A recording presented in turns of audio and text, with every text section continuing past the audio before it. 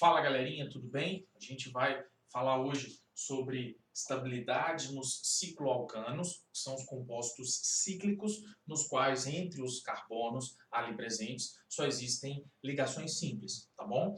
Vamos fazer uma análise desses ciclos, levando em consideração a estabilidade que eles vão apresentar, seja ela mais alta ou mais baixa, e buscar a justificativa em relação a tudo isso, tá bom? Nessa tabelinha aqui, a gente vai ter uma ideia da tensão presente no anel, que vai ser responsável por fazer com que a estabilidade naquele composto seja mais alta ou seja mais baixa, tá bom? Então nós vamos aqui trabalhar com cicloalcanos com 3, 4, 5 e 6 átomos de carbono na fórmula. E, portanto, eu estou me referindo aqui, né, aos ciclos que eu coloquei para vocês. No primeiro caso, ao ciclo propano, com 3 carbonos, ao ciclo butano, ao ciclo pentano e ao ciclo hexano, tá bom? Então, esse N seria a quantidade de carbonos na fórmula.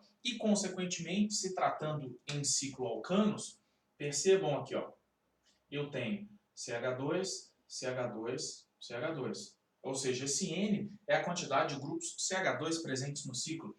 Perceba que em todos eles, ó, grupinhos CH2 estão presentes. Não é? No propano, ciclopropano 3, no ciclo butano 4, no ciclo pentano 5, não é? Olha lá, grupinhos CH2, e no ciclo hexano 6. Então, esse N é a quantidade de grupinhos CH2 presentes em cada um desses ciclos, tá bom? Não nos esqueçamos, né, na forma de linhas, cada um desses vértices seriam carbonos e, completando, não é, a tetravalência do carbono, nós temos ali átomos de hidrogênio, tá? Então, N seria a quantidade de grupinhos CH2 dentro desses cicloalcanos.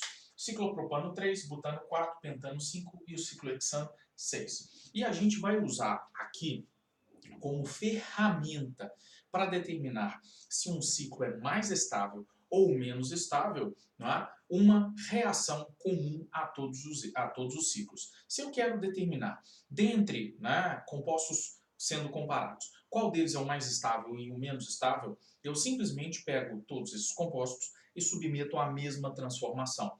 E eu faço ali a análise do ΔH, da entalpia, obtida durante o processo, tá bom? Isso me dá a noção da estabilidade a partir da energia.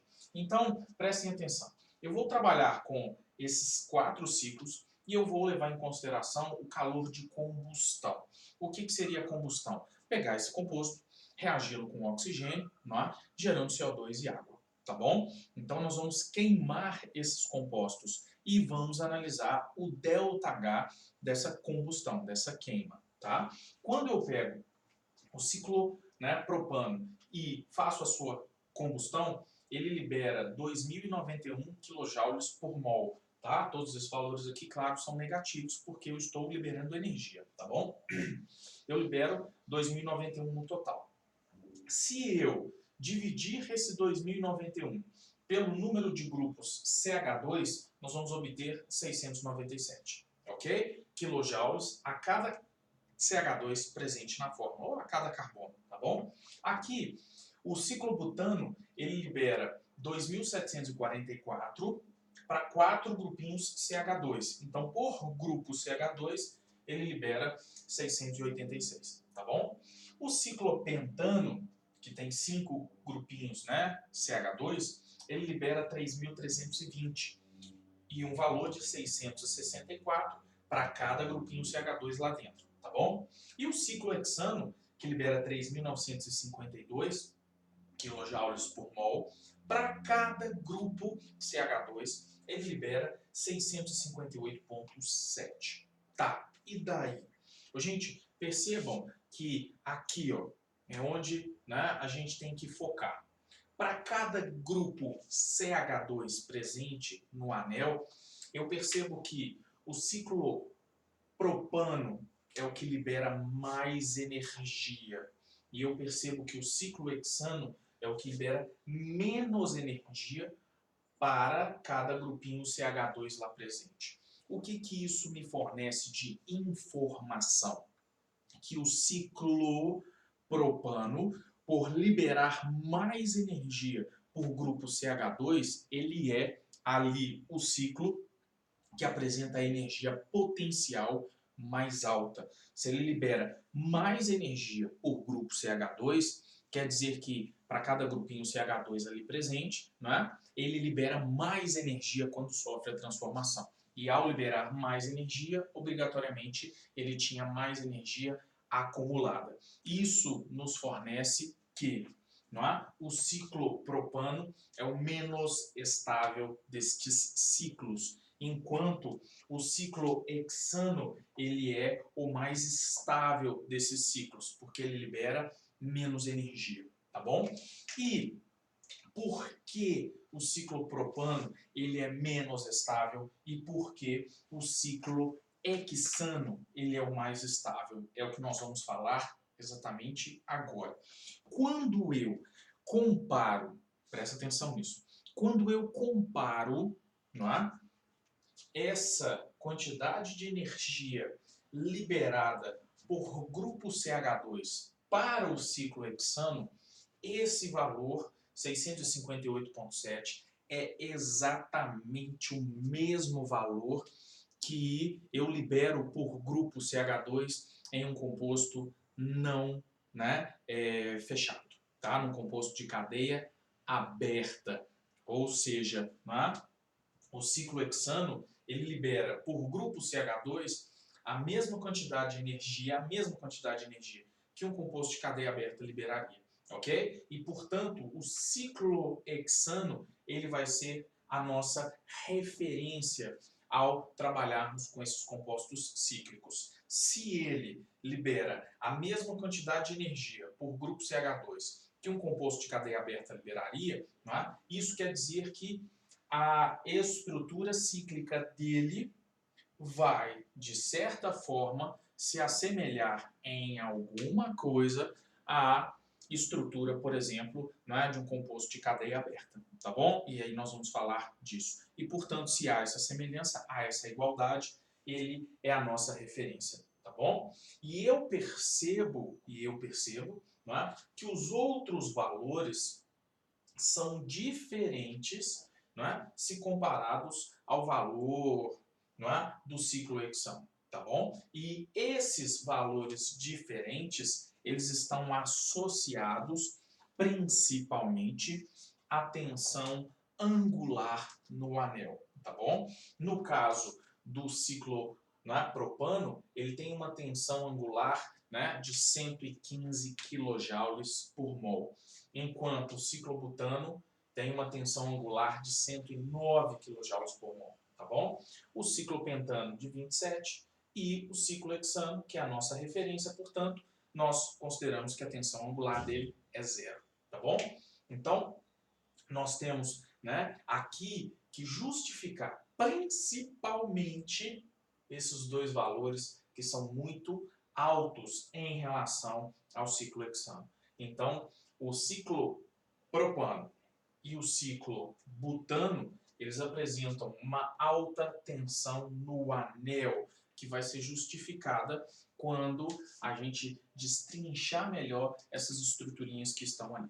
Combinado? Então, essa tabelinha, ela serve exatamente para mostrar para a gente que o ciclohexano, ele é, dentre os quatro, o ciclo mais estável, vamos falar o porquê, e que esses dois ciclos são os menos estáveis ali presentes, tá bom? Então, agora, vamos trabalhar um pouquinho com o de 3, com o de 4, né? Principalmente porque os outros dois aqui são mais rápidos, tá? Então, vamos lá, a tabelinha já foi destrinchada, né? Já aprendi a interpretá-la e agora a gente vai buscar essa justificativa. Por que o propano e ciclobutano são bem menos estáveis se comparados aos outros ciclos, tá? Por um simples motivo.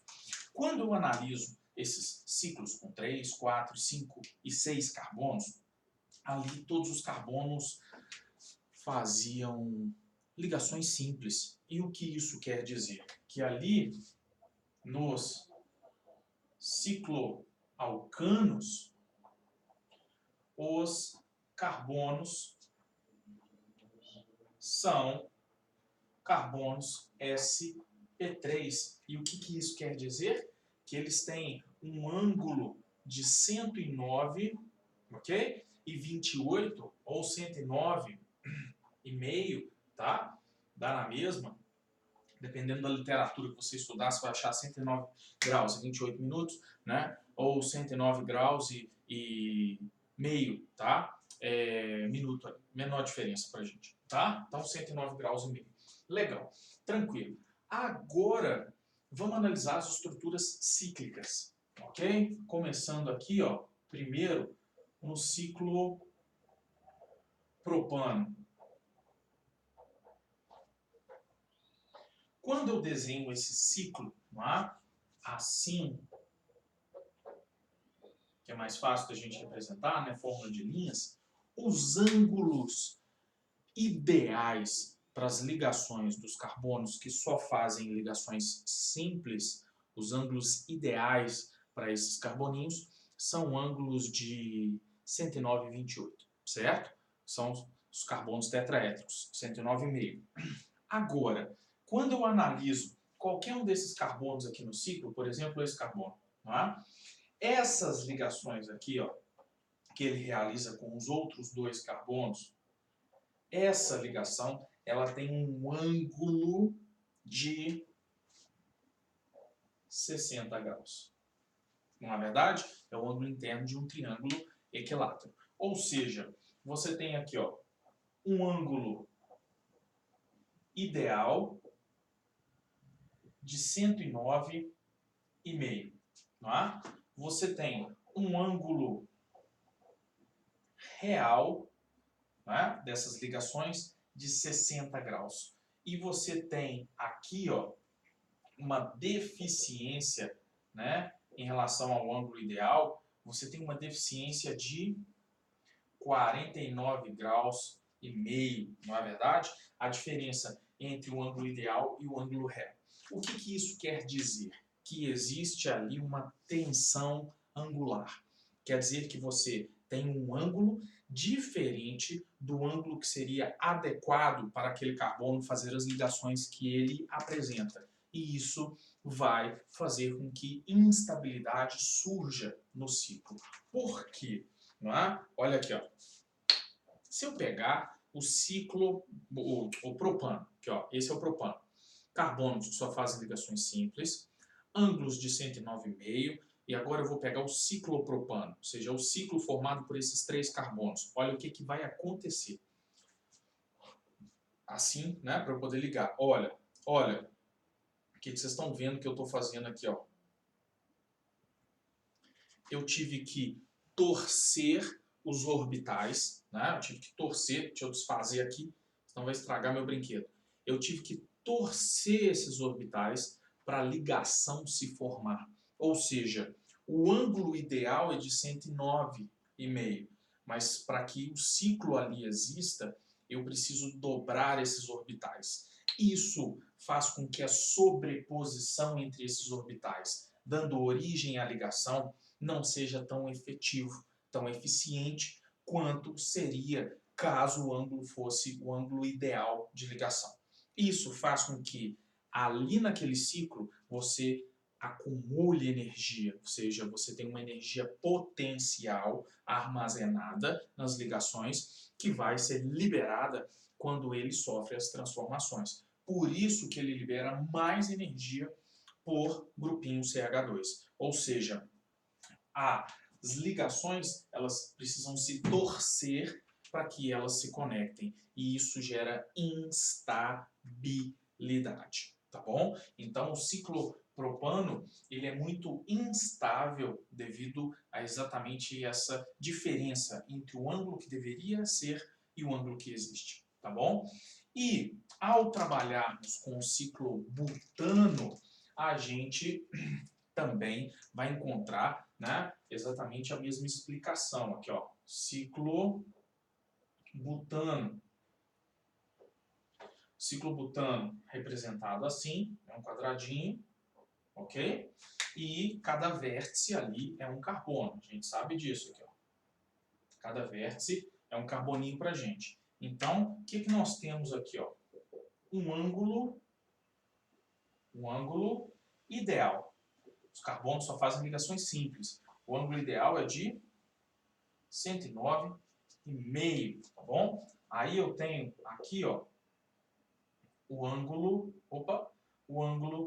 real, que é, sabemos, né, de 90 graus, os ângulos internos de um quadrado, aqui, ó, 90 graus. Ou seja, ainda as ligações estão torcidas, né? Aqui, ó,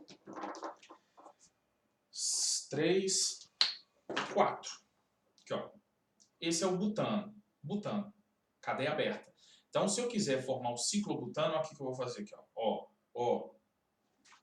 Eu vou ter que dobrar as ligações para que o ciclo venha a existir. Vocês estão percebendo que está até meio tortinho aqui. Ou seja, eu preciso torcer as ligações para que a estrutura se feche. Isso vai fazer com que os ângulos entre essas ligações não sejam os ângulos ideais nas ligações reais. E, portanto, você vai gerar ali uma estabilidade, que nós chamamos de tensão do anel, ou tensão angular. Tá? Então, a diferença aqui, ó, né, a deficiência aqui em relação ao ângulo, ela vai ser de 19 graus e meio, tá bom? Então, ciclopropano e ciclobutano, eles fogem muito ao ângulo ideal de ligação. Isso faz com que eles acumulem energia potencial e, portanto, não é? Eles apresentam uma menor estabilidade. Tá? São ciclos, gente, podemos dizer, relativamente instáveis. Eles se quebram com muita facilidade, exatamente por causa desse ângulo de ligação, tá bom? Então, a tendência desses ciclos, ao se combinarem, né, ou ao reagirem com outros compostos, é incrivelmente de se abrir. Então, esses ciclos geram facilmente compostos de cadeias abertas quando reagem com outras espécies, tá? Exatamente por causa disso. Então, nós podemos dizer que eles têm uma alta tensão angular, ok? Isso quer dizer que eles são menos estáveis e, portanto, eles liberam mais energia por mol de CH2 quando são queimados. Vocês viram isso na tabelinha que eu mostrei para vocês, tá bom? Agora eu vou falar dos ciclos com 5 e os ciclos com 6 carbonos, tá? E aí fechamos essa análise dos ciclos. Então, ciclopropano, ciclobutano, já foi. Vamos para os dois próximos.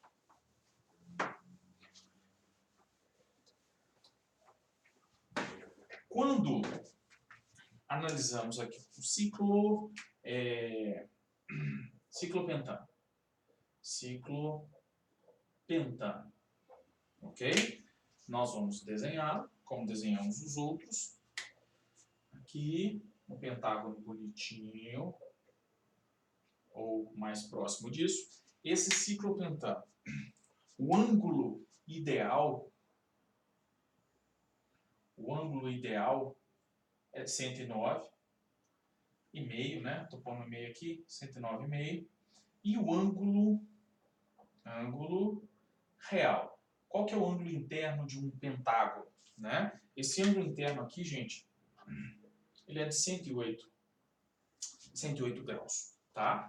Então, se ele é de 108 graus, você tem uma deficiência angular aqui, ó, de 1,5 grau, né?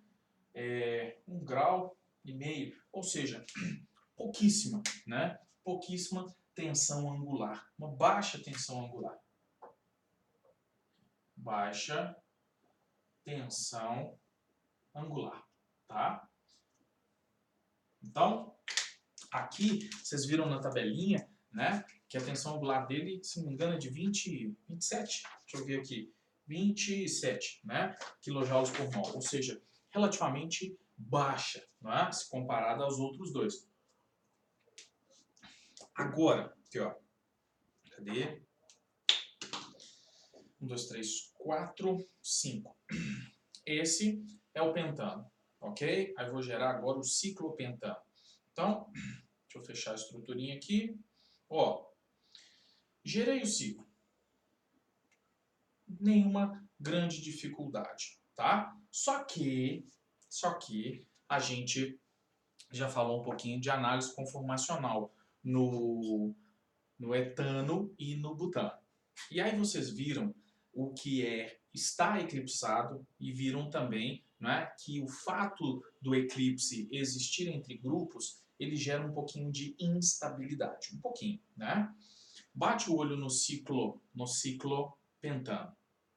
Se ele for um ciclo planar, igual você está vendo aqui, plano, deixa eu ver aqui, ó, aqui, ó. Se ele for um ciclo plano, vocês estão vendo que todos os hidrogênios estão eclipsados. Olha lá, deixa eu focar no vídeo aqui que é mais fácil. Aqui, ó. Esses dois hidrogênios estão tampando os hidrogênios de trás. Aqui, ó. Esses aqui, ó. Aqui, ó. Olha lá. Estão vendo? Os da frente estão tampando de trás. E para qualquer, né, análise que eu fizer aqui, ó, os da frente vão estar tampando os de trás. Estão vendo? Olha lá, tampou. Ou seja, esses hidrogênios aqui, né, tanto de cima quanto de baixo, eles estão eclipsados. Se o ciclo for plano, isso quer dizer que isso também vai gerar uma tensão torsional. Por quê? Como eles vão se repelir, esse ciclo ele acaba se dobrando um pouquinho, assim, ó. Ele se dobra no espaço. Ou seja, quando eu agora tenho o ciclo dessa forma, vocês estão vendo que esse hidrogênio aqui, ó, e esse também, eles não estão eclipsados com nenhum outro. Ou seja, o ciclo se dobra levemente no espaço para que esses grupos não fiquem todos eclipsados. Então o ciclo, gente, com 5 carbonos, ele parece um envelope. Lembra aquele envelope de carta que a gente dobrava a língua, né, para fechar o envelope? Então é a mesma coisa. A gente levanta esse aqui, ó. Então ele fica como se fosse uma linguinha, né, de um envelope. Tanto que o ciclopentano, a gente diz que ele está na forma envelopada, ou na forma de envelope. Ele não é plano. Esse ciclo é tridimensional. Perceberam? Porque esse carboninho aqui, ó, ele está fora do plano. Tá vendo que ele está um pouquinho mais para cima. Então, a tensão angular é baixa, tá bom? Mas existe uma tensão torsional fazendo que esse ciclo, né, seja tridimensional. Combinado? Então tá. Mas em relação à tensão angular, muito bom. O ciclopentano está quase na idealidade, tá bom? E aí quando eu analiso o ciclohexano, que é o hexágono, né, aqui pra gente, os ângulos internos desse ciclohexano, desse hexágono, esses ângulos, eles são absolutamente iguais a 109,5, ok? O que isso quer dizer? Que no ciclohexano, o ângulo ideal é igual ao ângulo real, que é igual a 109,5. O que isso quer dizer? Que aqui não existe tensão angular. Angular. Não existe, tá? Os ângulos são exatamente os ângulos que os carbonos que fazem ligação simples deveriam ter. Então, vamos lá, por partes. Aqui, ó. Ciclopentano, ciclohexano. Agora percebam uma coisa, aqui, ó. Esse ciclohexano, se ele for plano, ó, agora tá planinho. Se ele for plano, todos os hidrogênios estão eclipsados. Aqui, ó. Ó, cadê? Aqui, ó. Esses hidrogênios aqui estão tampando os de trás. Esses da frente, ó, cadê? Ah lá, eles tampam de trás. Opa, aí. Todos estão eclipsados. Ah lá, ó. Tudo tá tampando tudo. Oh, aqui, ó. Eita. Aí, ó. Tudo tá tampando tudo. E esses 6 hidrogênios eclipsados, eles geram instabilidade. Então, o ângulo é perfeito. Só que, para evitar esse eclipse entre os grupinhos, e, portanto, repulsão entre eles, o ciclohexano também não é plano. Ele se dobra no espaço. e existem duas possibilidades. Aqui, ó, existe essa possibilidade, e aí o ciclo, esses dois estão levantados, tá vendo? Ó? Esses dois carboninhos estão levantados e os outros não. A gente diz que essa forma do ciclo, ela é uma forma em barco ou em bote. Isso aqui lembra um botezinho. Se eu desenhar esse ciclo, eu tenho isso aqui, ó. Isso aqui é a forma em bote, tá? Então o ciclo se dobra no espaço para diminuir, né, a repulsão entre os grupinhos eclipsados. Só que quando ele se dobra assim, vocês estão vendo que esses dois grupos aqui estão próximos, ó. Eles ainda estão eclipsados, estão vendo? Aqui, ó, eles ainda estão eclipsados. E isso não ajuda, não é verdade? Agora, se esse ciclo levantar um carbono e descer o outro, esse está para cima, esse está para baixo, ó, nós vamos ter exatamente essa conformação aqui, ó. Ok? Nós vamos ter exatamente isso. Aqui, ó, um dos carbonos subiu e o outro desceu. Ok? Quando a gente tem essa conformação, a gente tem a conformação que a gente chama em cadeira. Conformação em cadeira, tá? É como se fosse o encosto da cadeira e o pezinho dela, tá? Aqui, quando eu tenho, né, dessa forma, percebam que nenhum grupo está eclipsado. Nenhum está eclipsado. Aqui, ó, esse hidrogênio está para cima, tá vendo? Esse hidrogênio está para cima, esse aqui, ó, está apontando para o lado, esse está apontando para baixo. Então, eles não estão eclipsados aqui, ó. Tá vendo aqui, ó? Esse hidrogênio não tem nada na frente dele, esse hidrogênio não tem nada atrás dele, esse hidrogênio não tem nada na frente dele, e esse aqui de baixo não tem nada atrás dele. Então, qualquer análise que eu fizer aqui, ó, não vai ter ninguém eclipsando ninguém. Então, essa forma é a mais estável. Por quê? Ela me dá os ângulos de 109,5, ok? E aqui não há tensão torsional. Torsional. Conhece? Torsional. Tá? Então, aqui, ó, não existem grupos eclipsados. Beleza? Então, gente, guardem isso. Os ciclos com 6 carbonos e os ciclos com 5 carbonos, não necessariamente só carbono, de repente pode aparecer um heteroátomo ali, tá? A análise é bem parecida. Esses ciclos não são planos, são ciclos tridimensionais, tá bom? Por exemplo, aí, né, já estou expandindo um pouquinho, quando você, por exemplo, pega a glicose, né, cíclica, né, ela não é linear, não é plana, ela é tridimensional. Esses ciclos com 5 e 6 membros, eles se dobram no espaço, tá? Para que os ângulos sejam os ângulos perfeitos e que também ali a repulsão entre os grupinhos próximos sejam as menores possíveis, tá? Então é isso, galerinha. O estudo espacial das moléculas, ele é fantástico, fenomenal e muito, né, informativo. Tá bom? E aí, paramos aqui, já é um limiar aqui entre o aceitável e o muito difícil, tá bom? Existem muito mais coisas para a gente falar, mas, né, são muito avançadas, tá bom? Então, eu espero que vocês tenham curtido essas aulinhas, né, e percebido a importância, né, do estudo tridimensional dos compostos para a gente na química, beleza? É isso, grande abraço, até a próxima aulinha, tchau, tchau!